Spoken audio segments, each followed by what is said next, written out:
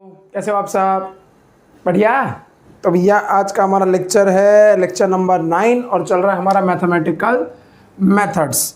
ठीक है, आज का हमारा लेक्चर बहुत स्पेशल है। बहुत स्पेशल क्यों है? बिकॉज ये हमारा जो लेक्चर है ये आज हम कवर करेंगे कैलकुलस वगैरह। वेक्टर ख़त्म हो चुका है। ठीक है, अभी स्पेशल ओकेशन के लिए देखो मैं भी आज इसके टी शर्ट पहन के आया। चलो पढ़ते हैं। तो main sorry for that. Calculus में आपको मेन दो बातें पढ़नी है। ठीक है, सबसे पहले तो ये कैलकुलस क्या होता है। तो कैलकुलस का मतलब वो होता है कि यहाँ पे हम जो भी चीज़ लेते हैं वो कंटिन्यूअस होती है। कंटिन्यूअस। सर इसका मतलब क्या हुआ? कंटिन्यूअस का मतलब स्पेलिंग रॉन्ग हो सकती है, फीलिंग पे जाइए। ठीक है, आपको वैसे भी ये कंटिन्यूअस की स्पेलिंग नहीं पूछेंगे वो लोग। कंटिन्यूअस का मतलब ये होता है कि वो वस्तु जो क्या बोलते हैं एक जैसी रहे। जैसे कि मान लो क्या बोले अभी, जैसे कि आपकी शरीर तो ऊपर से नीचे तक पूरा का पूरा कंटिन्यू है। ऐसा तो है नहीं कि मुंडी है फिर गर्दन गायब, फिर पेट है तो फिर नीचे का टांग गायब। कंटिन्यू है ना पूरी की पूरी बॉडी उस हिसाब से। तो उसको हम बोलते हैं क्या? कंटिन्यूअस। इसका ही दूसरे कुछ पढ़े लिखे लोग इसको बोलते हैं not discrete. Not discrete. Not discrete का मतलब क्या होता है कि कुछ टूटा हुआ नहीं है, कंटिन्यू है, वो बात है, बस वही है। अच्छा आगे, अब इनमें इसको डेवलप करने में दो साइंटिस्ट का हाथ था। किनका? दो साइंटिस्ट का हाथ था। सबसे पहला जो साइंटिस्ट था वो था G.W. लेबनिट्ज। और जो अगला था आई गेस जेड बाद में है। ठीक है, हाँ ठीक है, वो आपसे पूछेगा नहीं, स्पेलिंग चिंता मत करो। लेबनिट्ज और जो दूसरा साइंटिस्ट था वो हम सबके फेवरेट चाहिए सर आइजैक न्यूटन।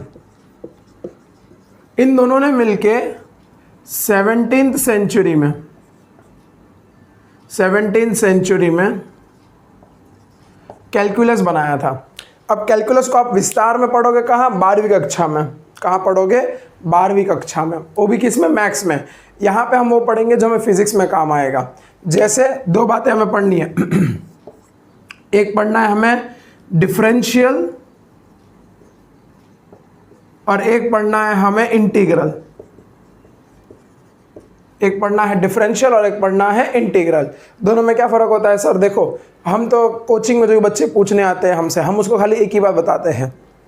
डिफरेंशियल का मतलब कोई बड़ी चीज़ लो, उसको छोटे छोटे छोटे टुकड़ों में तोड़ दो, एकदम छोटे छोटे टुकड़ों में, उसको बोलते हैं डिफरेंशिएट करना।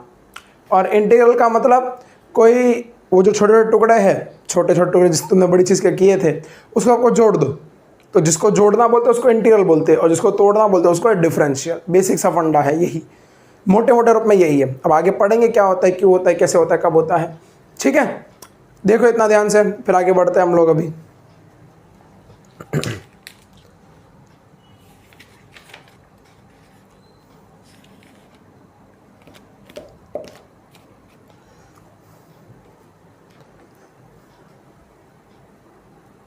देख लिया, चलो।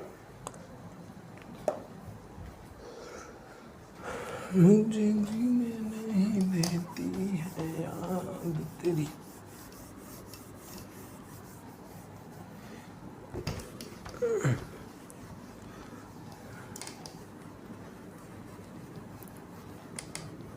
सबसे पहले हम सीखने जा रहे हैं डिफरेंशियल कैलकुलस। अब डिफरेंशियल कैलकुलस क्या होता है आइए विस्तार में बताते हैं आपको।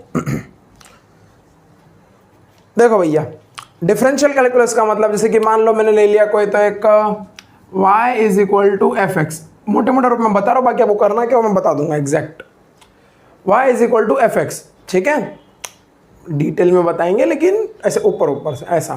सर ये क्या होता है डिटेल में बताएंगे ऊपर ऊपर से? अरे अभी जान जाओगे तुम लोग, सुनो। y is equal to f x. अब यहाँ पे जो ये हमारा x बबुआ है ना, रुको, ये x ये है इंडिपेंडेंट। इंडिपेंडेंट का मतलब होता है जो किसी पे निर्भर नहीं करता, उसको हम बोलते हैं इंडिपेंडेंट। जो किसी चीज पे भी निर्भर नहीं करता उसको हम क्या कहते हैं? इंडिपेंडेंट।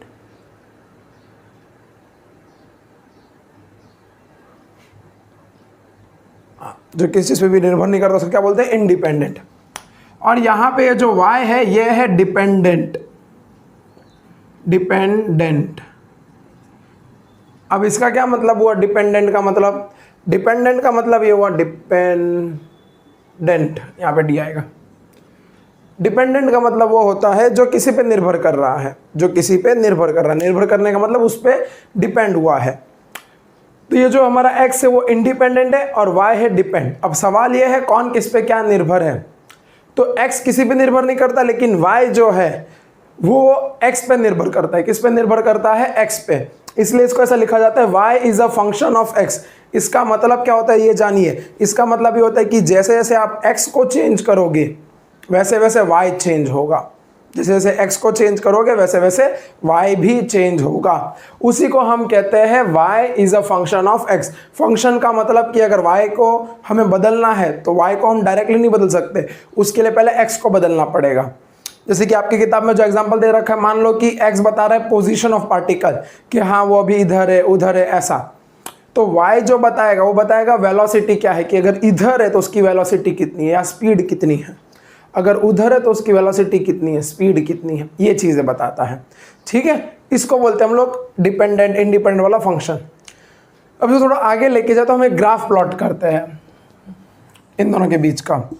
तो y और x के बीच का जो हम ग्राफ आता है वो कुछ इस प्रकार आता है।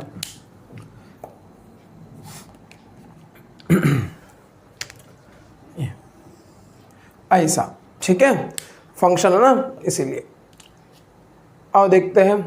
इसमें एक पॉइंट ये ले लो, मान लो मैंने एक पॉइंट ये ले लिया और इसको मैं नाम दे दिया x0। क्या नाम दे दिया? x0।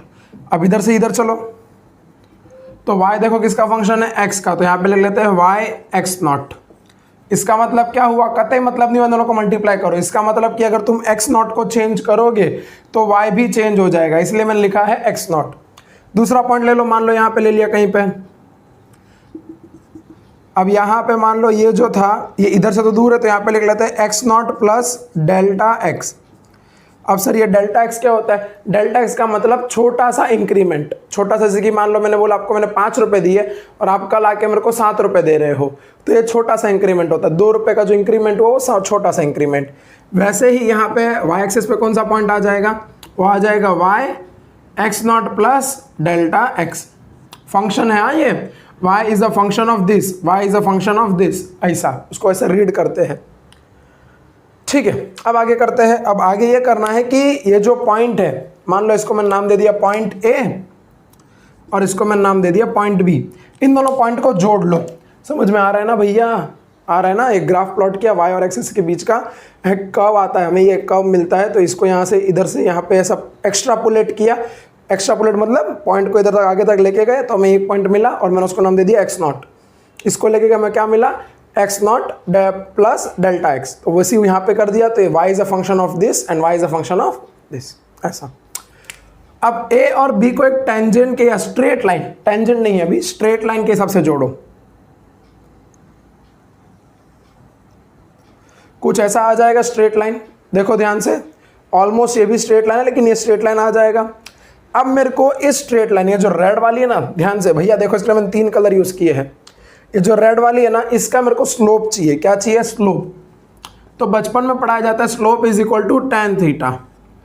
Slope is equal to tan theta. अब सवाल ये है tan थीटा आएगा कहाँ से? तो tan थीटा की वैल्यू क्या होती है? हम सबको पता है ऑपोजिट अपॉन एडजेसेंट। ये होता है, अभी गिरता है तुम्हारा मास्टर, सुनो ध्यान से, ऑपोजिट अपॉन एडजेसेंट। ठीक है, और ज़रा आगे करते हैं। मान लो इसको तुम एक्स्ट्रापोलेट कर रहे हो यहाँ से, dot dot dot dot dot, और ये तो है ही ऑलरेडी। कोई बता सकता है इसकी वैल्यू क्या होगी? देखो ज़रा, देखो ये पॉइंट से इस पॉइंट की वैल्यू मेरे को चाहिए, ये पॉइंट से इस पॉइंट की, तो इसकी वैल्यू क्या हो जाएगी? इसकी वैल्यू देखो ज़रा, यहाँ पे x0 है, यहाँ पे x0 प्लस डेल्टा x है। दोनों को अगर मैं माइनस करूँ तो यह आ जाएगा। अगर ऐसे ना समझ में आए तो आप ऐसे समझो, इधर से इधर तक की वैल्यू है x0, इधर से इधर तक की वैल्यू है x0 प्लस डेल्टा x। अगर मैं बड़े में से छोटे को माइनस कर दूँ तो मेरे को यह आ जाएगा। उंगलियों देखो, अगर बड़े में से छोटे को माइनस कर दूँ तो यह आ जाएगा। तो इन दोनों को माइनस करेंगे, इसका आंसर कितना आ जाएगा? Delta x। अब ज़रा इन दोनों को माइनस करो, तो ये y is a function of this and y is a function of x not plus delta x।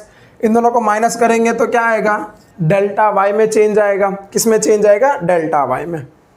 अब जरा देखो यहाँ पे दोनों को लिखो तो अपोजिट, और ये है हमारा थीटा, यहाँ से ऐसा।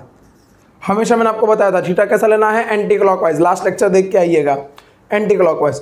तो थीटा क्या होता है, अपोजिट अपॉन एडजेसेंट। अपोजिट देखो क्या है, मेरे ख्याल से डेल्टा y है, अपॉन एडजेसेंट क्या है, डेल्टा x। ये आ गया आपको क्या, स्लोप, और यही क्या है, टैन थीटा। ये क्या है, स्लोप, और यही क्या है, टैन थीटा। अब इसमें खेला होगा, क्या खेला होगा और बताते हैं। जैसे कि मान लो अभी के लिए ये जो B पॉइंट है, ये B पॉइंट, इसको धीरे धीरे धीरे धीरे धीरे धीरे एक की तरफ लेके जाओ, या इसको हम ऐसे पढ़ते हैं कि B को क्या करो, लिमिट लगाओ, 0 तक लेके जाओ। 0 तक लेके जाओ मतलब कि A तक लेके आओ, B की वैल्यू कम करते जाओ। आसान भाषा में B की वैल्यू कम करते जाओ। तो यहाँ से B की वैल्यू मैंने थोड़ी कम की, थोड़ी और कम की, उंगली देखना, B की वैल्यू थोड़ी कम की, थोड़ी कम की, थोड़ी और, थोड़ी और, थोड़ी और, थोड़ी और, ऐसे थोड़ी थोड़ी करते करते करते करते एक पॉइंट ऐसा आएगा जब B और A दोनों कोइंसाइड कर जाएंगे। कोइंसाइड मतलब दोनों एक ही पॉइंट पे आएंगे। तो इस पॉइंट को हम लोग कहते हैं, कौन सा पॉइंट कहते हैं, जहां पे जो लिमिट है हमारी, या फिर जो हम कह सकते हैं B की वैल्यू है, वो टेंड्स टू 0 करती है। क्या करती है, टेंड्स टू 0। लिमिट यहाँ पे आ जाती है x टेंड्स टू 0, x आप जो भी कह सकते हो आपके हिसाब से। तो यहाँ से यहाँ तक, ठीक है। तो मतलब इसको छोटा छोटा करते चलो करते चलो करते चलो करते चलो, एक पॉइंट आएगा जब ये दोनों कोइंसाइड कर जाएंगे। और इसी पॉइंट को हम लोग क्या कहते हैं, जब लिमिट टेंड्स टू 0 हो जाती है। आगे बात करते हैं। सर ये थोड़ा लिमिट वाला समझाओ, और समझाते देखो, ये जो वैल्यू था, ये कौन सी वैल्यू थी, देखो ये ऊपर, ये A और B की वैल्यू कौन सी थी, डेल्टा x। तो डेल्टा x को छोटा करते जाओ। डेल्टा x को छोटा करोगे तो जाहिर सी बात है ये भी नीचे आएगा, छोटा करो नीचे आएगा, छोटा करो नीचे आएगा। इसको इतना छोटा कर दो तो ये गायब ही हो जाए, तो ये पूरा पॉइंट इधर पे आ जाएगा। तो हम कैसा कह सकते हैं, डेल्टा x टेंड्स टू 0, ठीक है। अब जब ये आ जाता है तो मतलब A और B दोनों एक ही पॉइंट पे आ गए। जब दोनों एक ही पॉइंट पे आ गए तो इन दोनों का जो ग्राफ बनता है वो कुछ हिसाब से बनता है। किधर बनाए, किधर बनाए, किधर बनाए, इधर बनाते हैं। देखो तो इन दोनों का जो ग्राफ है, ये था ग्राफ। अब पॉइंट ऐसे कोइंसाइड कर गए कि A भी इधर है और B भी इधर है। तो इन दोनों पे अभी जो हम लोग बनाएंगे वो अभी एक्चुअल में स्ट्रेट लाइन नहीं आएगा। अभी क्या आएगा, अभी आएगा स्ट्रेट टेंजेंट आएगा, ऐसे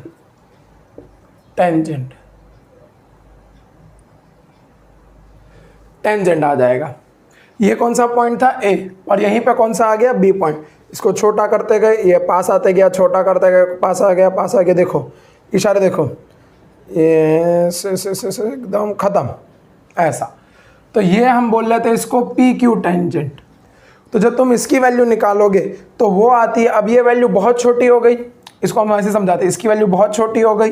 तो यहाँ पे हम लिख सकते हैं slope is equal to tan theta is equal to, बहुत छोटी जो वैल्यू होती है ये होता है इंक्रीमेंट, ये होता है बहुत छोटी, dy बाय dx। आपकी किताब में डेरिवेशन है, आपको नहीं पढ़ना, आपको एग्जाम में पूछेगा भी नहीं, टेंशन मत लो, ठीक है। अब खाली ये ग्राफ समझ में आना चाहिए। तो ये कहाँ से आया, समझ में आया कि जब A और B की वैल्यू बहुत छोटी हो गई, एकदम छोटी। यहाँ पे देखो दिख भी रहा है डेल्टा x, लेकिन यहाँ पे दिख ही नहीं रहा बिकॉज इसी पॉइंट पे B भी है। तो इतनी छोटी कर दो कि टेंड्स टू 0, 0 नहीं हुई है, टेंड्स टू 0, दोनों में फ़र्क है। डेल्टा x टेंड्स टू 0 और 0 हो गई, दोनों में ये फ़र्क है कि डेल्टा x टेंड्स टू 0 का मतलब ये होता है कि वो लगभग 0 के बराबर हो गई है, 0.1, 0.2, 0.3 या उससे भी छोटी वैल्यू, लेकिन 0 नहीं हुई है। और जब मैं लिख दूँ delta x is equal to 0 मतलब वो 0 है। फ़र्क समझो, ठीक है। हाँ, तो यहाँ पे स्लोप क्या आ जाएगा, dy बाय dx। तो ये बहुत छोटा चेंज है, इसके लिए हम क्या यूज़ करते हैं, dy बाय dx। इसी को हम कहते हैं डिफरेंशियल फॉर्म।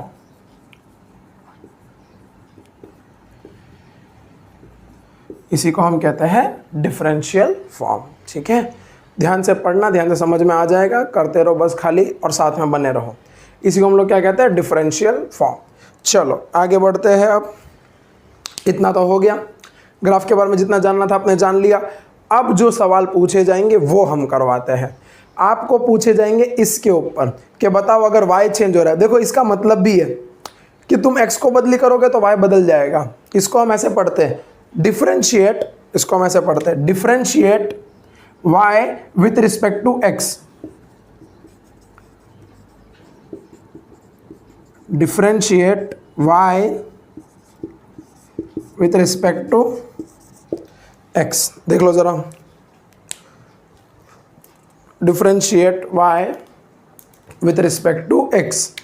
अब ये जो लिमिट है किसकी लिमिट है, इसकी लिमिट है, तो इसको हम ऐसे भी लिखते हैं कि delta y upon delta x bracket में यहाँ पे हम लगा देते हैं लिमिट। ये लिमिट वाला चक्कर आपको नहीं दिया जानना, डेल्टा x टेंड्स टू 0 ऐसे, ठीक है। तो यहाँ पे हम लगाते हैं डेल्टा x टेंड्स टू 0। तो जैसे ये लिमिट लगाते हैं तो ये डेल्टा x किस में चेंज हो जाता है, dy बाई डी एक्स। अब वो dy बाई डी एक्स क्या होता है, एकदम छोटे चेंज की बात हो रही है यहाँ पे, एकदम छोटे चेंज की, उस हिसाब से करो नोट डाउन फटाफट। चलो अब इस पे सवाल हम दिखा दे तुम्हें कैसे कैसे आते हैं, क्या क्या आएंगे।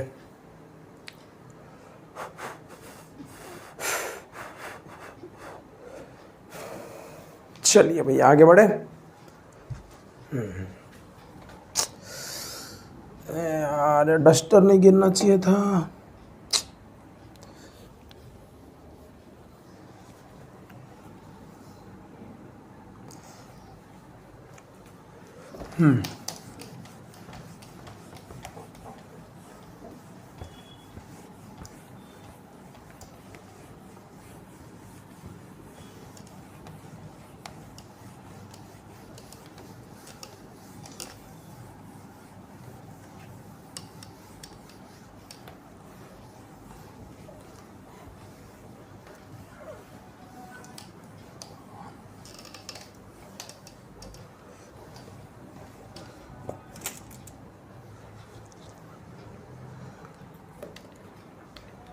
चलो जैसे कि मान लो अब रूल्स फॉर डिफरेंशिएशन क्या होते हैं।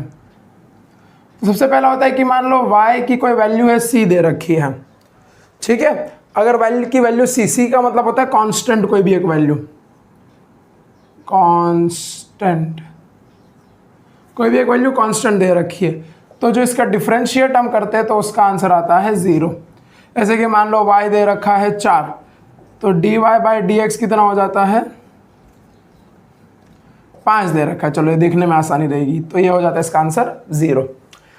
अगला वाला जो है वो मोस्ट इंपॉर्टेंट है। देखो अगला वाला कौन सा है कि मान लो y की वैल्यू दे रखी है x की पावर n मान लेते हैं, ठीक है। y दे रखा है x की पावर n। तो यहाँ पे आपको एक चीज़ ध्यान रखनी है, ये वाला आपको बहुत यूज़ आएगा, तो आप ध्यान से सुन लेना। मैथ्स में, फिजिक्स में, हर जगह यूज़ आएगा ये वाला फॉर्मूला कि dy बाई डी एक्स जब आप करते हो तो इसका आंसर आता है n को आगे बुलाओ, n को आगे बुलाओ और x में एक कम कर दो, n को आगे बुलाओ और x में एक कम कर दो, उस हिसाब से, ठीक है। अब इस पे सवाल आके देखते हैं। देखो आज मैं आपको खाली इसी पे करवा रहा हूँ 2-3 चीज़ें, ठीक है। आने वाला जो दूसरा पार्ट होगा वो 15-20 मिनट का होगा, उसमें मैं आपको करवा दूंगा डिफरेंशिएशन के अगले वाले जो भी है कॉन्सेप्ट्स, वो सारे कि कैसे साइन वगैरह यूज़ करते हैं, वो सब चीज़ें आओ देखते हैं। तो जैसे कि मान लो मैंने दे रखा है y इज इक्वल टू, हम क्या दे रखा है, मान लो x की पावर दे रखी है 4, x की पावर 4 दे रखी है, तो dy बाई डी एक्स, 4 को आगे बुलाओ और पावर में एक कम कर दो, तो 4 माइनस 1, तो dy बाई डी एक्स की वैल्यू कितनी आ गई, 4x की पावर 3, 4x की पावर 3। अच्छा अभी आपको सोच रहे होंगे ये सब कैसे हो रहा है। देखो इसको हम ऐसे लिखते हैं, मैं आपके अगला एग्जांपल कर रहा हूँ। जैसे मान लो y की वैल्यू दे रखी है 3x स्क्वायर, 3x रहने दो, अभी इसको रहने दो, इसको ऐसे करते हैं हम लोग। चलो तो यहाँ पे देखो dy बाई डी एक्स क्या आ जाएगा, d by d x, y की वैल्यू क्या है एक्स स्क्वायर। अब इसको जब डिफ्रेंशिएट करते विद रिस्पेक्ट टू x तो इसका आंसर आता है dy by d x power को आगे लिखो और उसमें एक कम कर देने का, तो 2 - 1 कितना होता है 1, ये आ गया आंसर। और एग्जांपल जैसे कि लिखो, मान लो y = x की पावर 1 दे रखी है, तो क्या आ जाएगा dy/dx। पहले इसको आगे लो और पावर में एक कम कर दो, ठीक है। तो 1 - 1 क्या होता है 0, तो dy/dx। किसी की भी पावर अगर 0 होती है, ध्यान से सुनना, किसी की भी पावर अगर 0 होती है तो उसका आंसर कितना आता है 1। उसका आंसर कितना आता है 1, बिकॉज ये तो 0 हो गया, x⁻�0, तो इसका पूरा आंसर कितना आ जाता है 1 के बराबर। जैसे अगला वाला, जैसे कौन सा करवा, ये देखो ये वाला कि √x दे रखा है ठीक है। अब इसको कैसे सॉल्व करेंगे, तो d, पहले तो इसको हम ऐसे अंडर रूट को अच्छा नहीं लग रहा, तो पहले इसको कन्वर्ट कर लो, x की पावर 1/2, अंडर रूट को हम 1/2 के हिसाब से लिख सकते हैं। तो अब करो dy/dx, पहले पावर आगे लिखो और उसमें एक कम कर दो, तो dy/dx क्या आ जाता है हाफ। अब आधे में से एक जा रहा है, एक में से आधा नहीं, तो यहाँ पे क्या आ जाएगा x की पावर -½ बचेगा। अब ये -½ अच्छा नहीं लग रहा, इसको नीचे भेज दो, तो dy/dx क्या आ जाएगा, देखो 1/2 1/x की पावर ½ कोई चीज़ अगर ऊपर नेगेटिव है तो डिनोमिनेटर में जाके क्या हो जाती है वो पॉजिटिव, तो यहाँ पे 1/2 1/√x dy/dx ऐसे, ठीक है। और ये 1/2 क्या था हमारा x था, इसके लिए इस हिसाब से लिख दिया। इसमें और भी एग्जांपल्स हम लेके आएंगे आपके लिए, टेंशन मत लो। और आज के लेक्चर के लिए इतना ही था, तो बाकी का पढ़ते रहिए और कवर करेंगे। अभी इसका पार्ट 2 आएगा, एक में सिमटने वाला में से नहीं है ये, ठीक है। और इसके बाद मेरे ख्याल से और 3 लेक्चर आएंगे, 3 या 2 लेक्चर आएंगे, जिसमें इंटीग्रेशन डिफरेंशिएशन पूरा खत्म हो जाएगा, चैप्टर निपट जाएगा। और मैं इसके सवाल लगवा दूंगा, मतलब जो पीछे आपके टेक्स्ट बुक के दे रखे ना वो सब। तो इतना कर लीजिए ध्यान से और पढ़ते रहिए। नोट डाउन करना तो कर लो, जिसको कर लिया चलो, तो ठीक है। बाकी थैंक यू सो मच।